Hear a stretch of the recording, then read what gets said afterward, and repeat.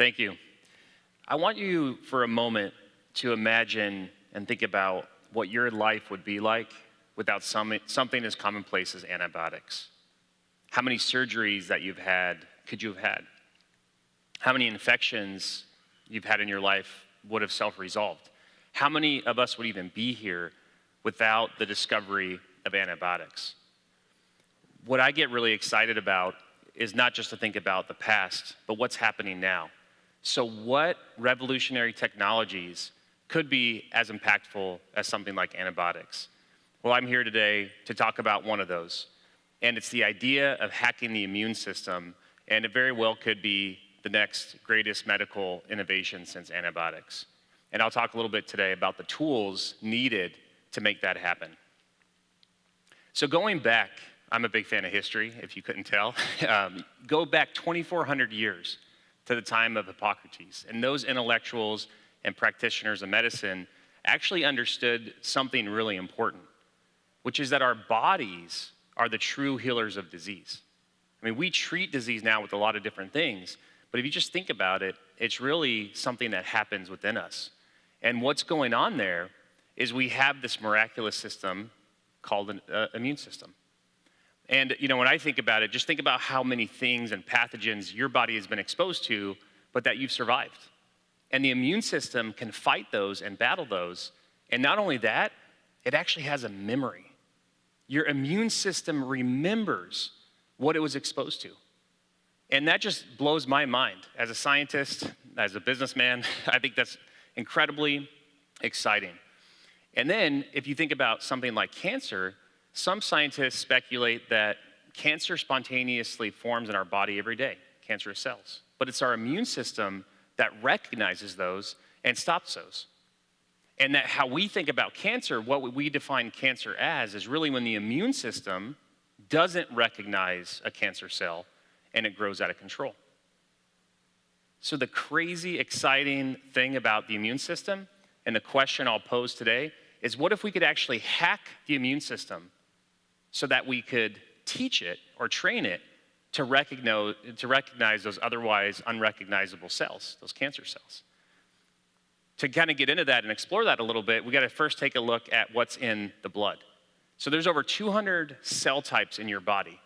And if we kind of just zoom in on some important ones, don't worry, I won't ask you to remember all those today. I want you to remember one, which is a T lymphocyte, otherwise known as a T cell.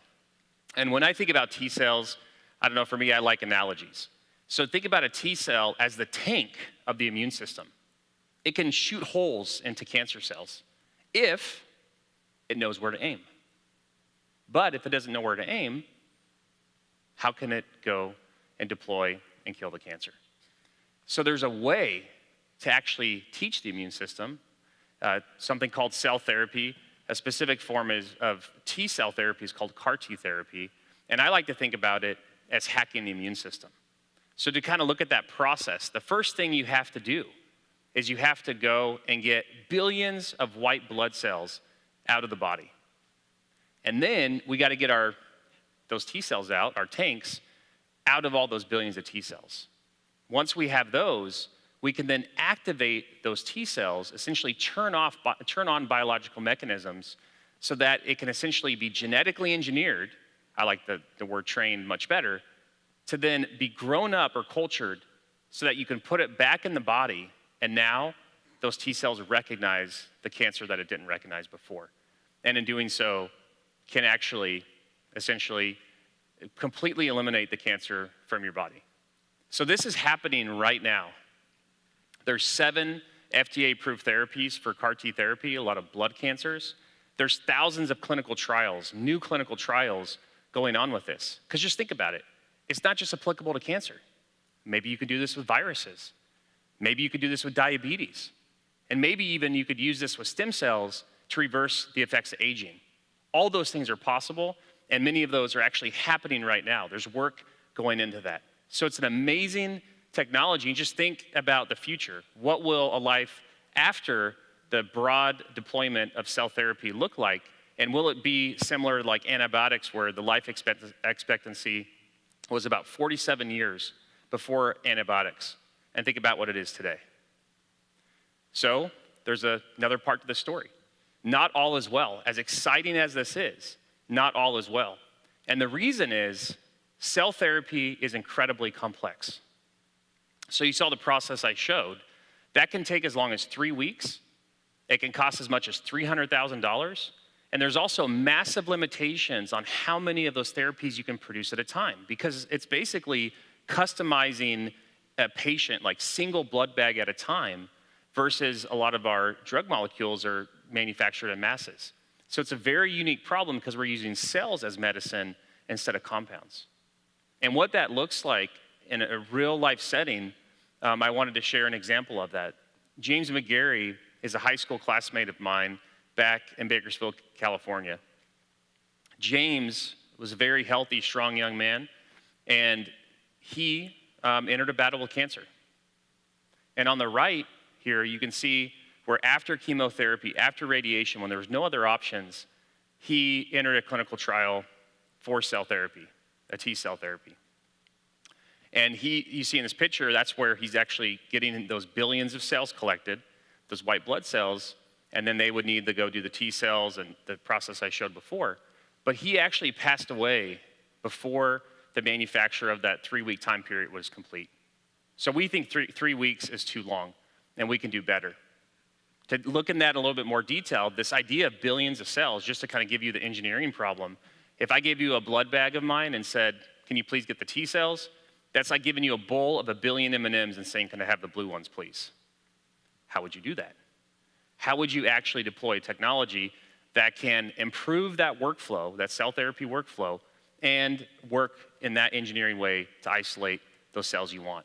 So at Akadeum Life Sciences, that's exactly what we're doing. We actually use tiny floating particles. We call them microbubbles. And I'm showing here a video of a lab tube, and I'll zoom in here in a moment, where you'll see a blue floating particle. Those are the microbubbles. And we put antibodies on the surface of those so they can just attach like a biological lock and key to the T cells. After the microbubbles are attached to the T cells, they'll float like a little life preserver for the cell. It'll float those to the top, everything else sinks. It's the simplest way, in our opinion, you can do a separation for a workflow like cell therapy. The white in that bottle is an example of what this would look like if I had a big enough vial to share with the audience today. And that white layer, that's millions of microbubbles that have separated under gravity. The remarkable thing about this technology is how elegant it is, because it works in any size container, any shape, or any number. So you can completely change the workflow in very important applications like cell therapy. I wanted to show just an example of what we're doing right now here in Ann Arbor with applying that microbubble technology to doing those separations in blood bags. It's research stage now. We're moving toward clinical applications soon. But what you see here is a blood bag, those billions of white blood cells. And we can add microbubbles through one of the ports. And if you just hang up the bag, it'll basically separate on its own. You don't need anything external because you have gravity. And those microbubbles float to the top. That's what the white is. So there's hundreds of millions of T cells up there. All the other cells sink down. And then you can simply drain the bag, and now you've completed a separation. What's really important about this is how much more of the blood bags you can process at a time. Just with the separation where we're at today, we can do 4 times more at a single time. So what we see in the future with deploying technologies like ours and using microbubbles for both that separation step and the activation, that we can actually help solve some of the problems we see in cell therapy right now. We can have a faster vein-to-vein time because of the simplicity. We can reduce the cost and process more at a time, which means it's more accessible. Because think about those applications I mentioned before, viruses, aging, diabetes. Are insurance companies gonna pay $300,000 a treatment? Probably not. So the job then we look at as our team is to make a contribution to making cell therapy more accessible. Our platform wasn't originally designed for cell therapy. We have many different technological applications and have actually implemented those. So things like testing wastewater for COVID. We have a partnership where we expect to see products out soon. And if you look at diagnostics, there's applications there, and even in fundamental biological research. So we're very excited because we believe in a future where cell therapy is more accessible to all. And we believe in a future where diagnostics are more meaningful and the results can be used more effectively. So with that, I'd like to say we believe the future is now, and that part of that is happening right here in Ann Arbor. So we'd ask that you join us for the journey. We have a QR code here and a link to our social medias. We'll have a table out on Liberty Street from 1 to 5. Thank you.